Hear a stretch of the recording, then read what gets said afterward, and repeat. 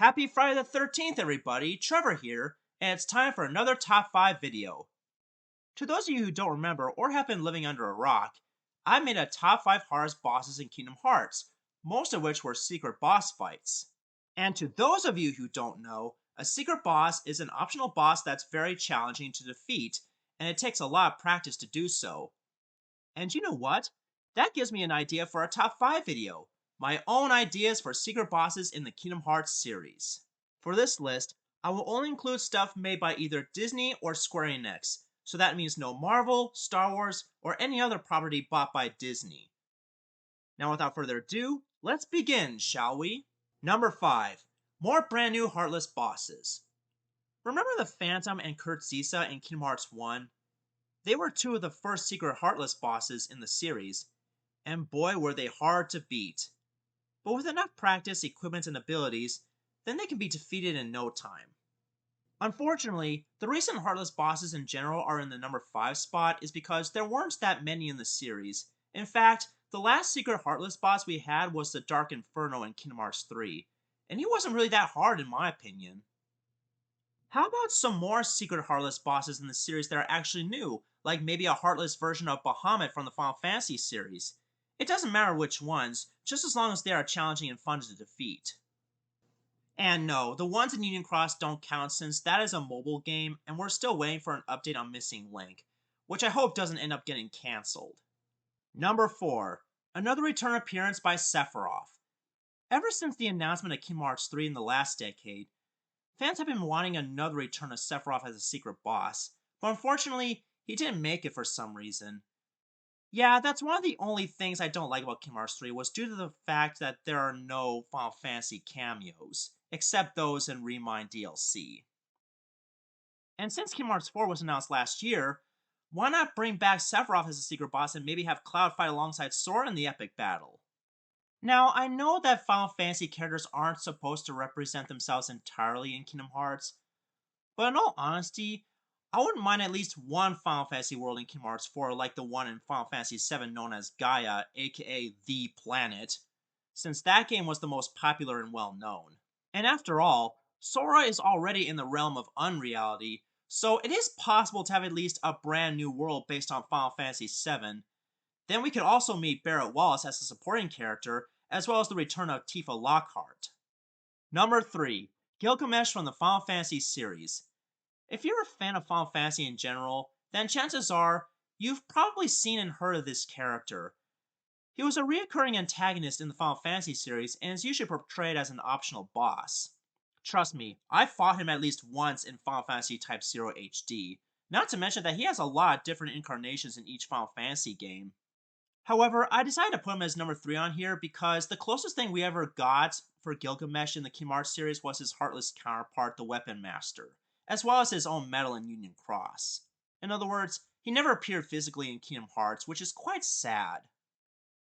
I don't really see why we can't have the actual Gilgamesh as a secret boss in Kingdom Hearts. I mean, imagine if you were after Sora's Keyblade at one point, and Sora must defeat him in order to keep his weapon. Now that would be a cool sequence.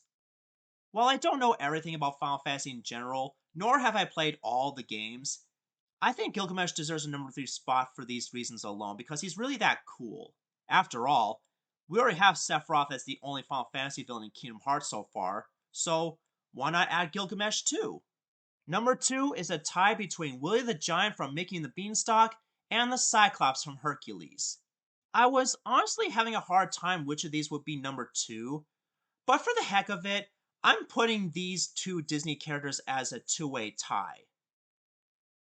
Remember Julius from Runaway Brain who made his appearance in Dream Drop Distance as a secret boss?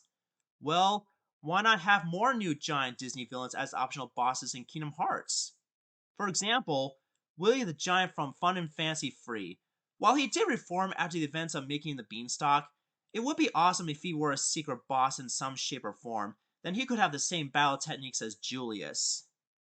As for the Cyclops, you may remember that all 4 Titans appeared together in Kingdom Hearts 3.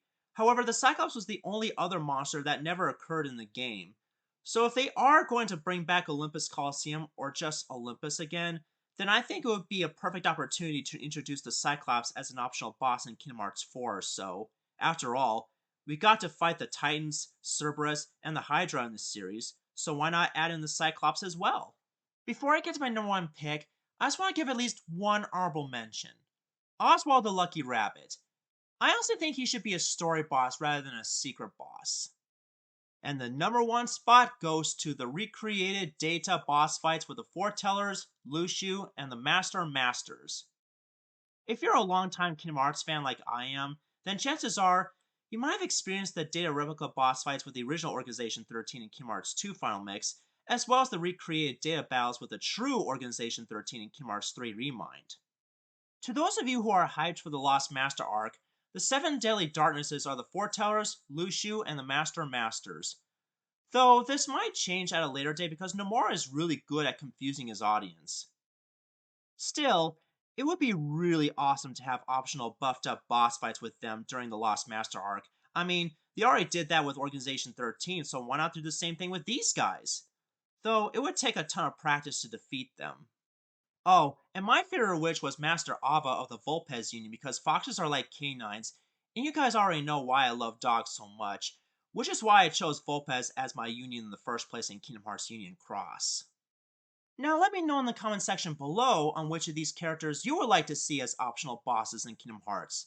Do you agree with my list, or do you have your own personal preference? And if you're not a fan of Kingdom Hearts, then that's totally fine.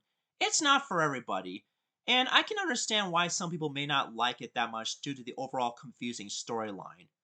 But hear me out when I say this. As confusing as Kingdom Hearts is, at least it had consistency compared to Disney's Star Wars and Marvel. And it's one of the only saving graces when it comes to Disney in general. Oh, and here's hoping Kingdom Hearts 4 and Missing Link are still in the works because it's been over a year since they were announced. I hope everything is alright at Square Enix. Anyways, this is Trevor Davis, signing off.